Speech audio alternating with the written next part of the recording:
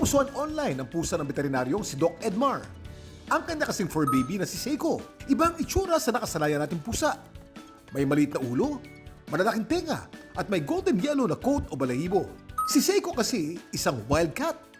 Eddie Meow. Yung alaga ko is African Serval cat. So, hindi siya domesticated cat. So, natatagpuan sila sa Africa. Yung mga breeders is from Russia and Ukraine. Para ka nag-alaga ng pusa na kasing laki ng aso. So, yung mga ugali nila is parang aso din. Kaso medyo lang sila, makulit. Meron silang mannerism na mahilig talagang mangkaltok. Like, akit sila sa likod mo, then babatukan ka nila.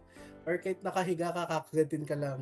Kung nag-alaga ka ng pusa, matik na yun na makakuha ka talaga ng mga kalmot. Ngayon man, napaka-loyal daw nito. One-man pet sila. So, ibig sabihin nun is, kung sino lang nag-aalaga sa kanila, sila lang yung nakakabuhat sa kanila. Pero legal bang mag-alaga ng isang wildcat dito sa Pilipinas? Kuya Kim! Ano na? Ang mga serval o Leptilurus serval ay mga medium-sized na wildcat.